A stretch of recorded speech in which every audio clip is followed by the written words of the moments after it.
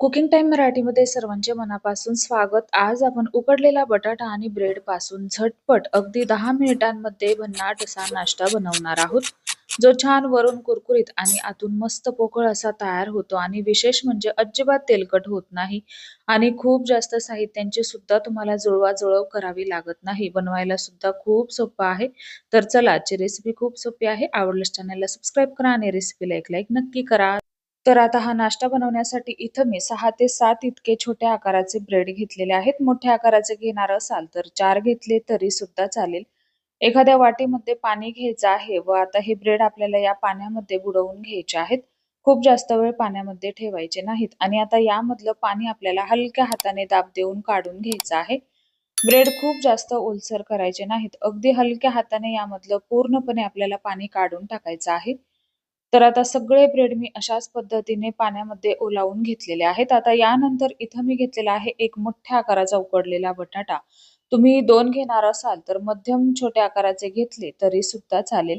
आता हा बटाटा आपल्याला किसणीने चांगला किसून घ्यायचा आहे. उकडलेलाच आहे. बटाटा आपल्याला हाताने मॅश न करता किसणीने किसून घ्यायचा आहे, जेणेकरून यामध्ये गाठी राहणार नाही. आता यानंतर इथं मी घेतलेला आहे एक छोट्या आकाराचा कांदा बारीक कट करून घ्यायचा आहे. एक मुठभर बारीक चिरलेली कोथिंबीर घेतलेली आहे.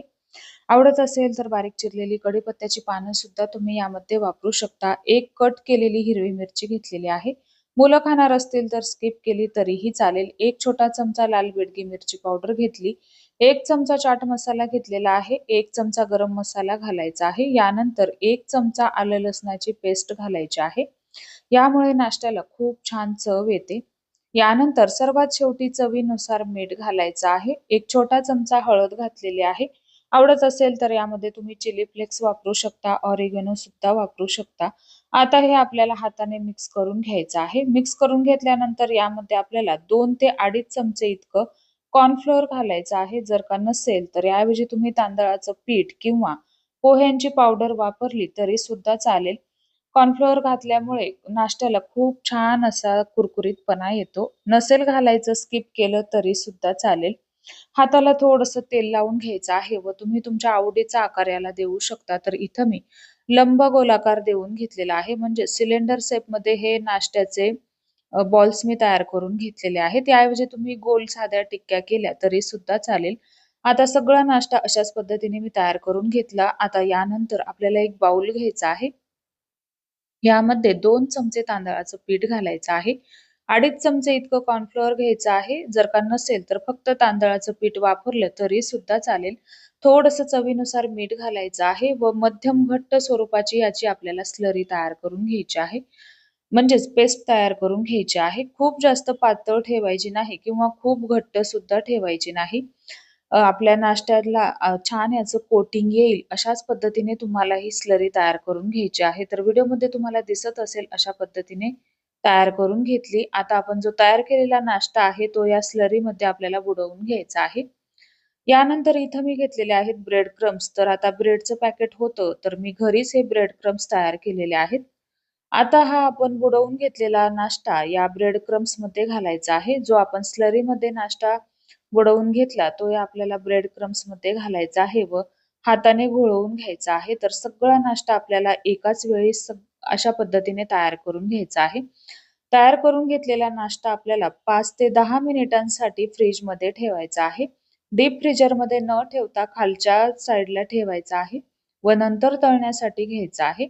ही खूप महत्त्वाची टिप आहे. जर का ही तुम्ही फॉलो केली तर तुमचा नाश्ता अजिबात तेलकट होणार नाही. आता नाश्ता तळण्यासाठी तेल घेतलेलं आहे. तेल छान कडकडीत गरम करून घ्यायचं आहे व हा नाश्ता तेलामध्ये सोडायचा आहे. आता इथं मी पसरट पॅन घेतला आहे. त्यामुळे हा पूर्णपणे डीप झालेला नाही. त्यामुळे मी चमच्याने यावरती तेल सोडत आहे. जर का तुम्ही तळण्यासाठी कढई घेतली असेल तर तुम्हाला ही प्रोसेस करण्याची अजिबात गरज नाही. तर आता इथे पहा, सगळ्या साईडने आपल्याला हा नाश्ता अलट-पलट करून तळून घ्यायचा आहे. सुरुवातीला नाश्ता सोडल्या लगेचच याला चमचा न लावता थोडासा सेट होऊ द्यायचा आहे व नंतरच आपल्याला झाऱ्या किंवा उलथानं याला लावायचं आहे. लगेचच जर का तुम्ही पलट करून घेतला तर ते चिकटू शकतं. तर आता इथे पहा, आपला नाश्ता तळून तयार झालेला आहे.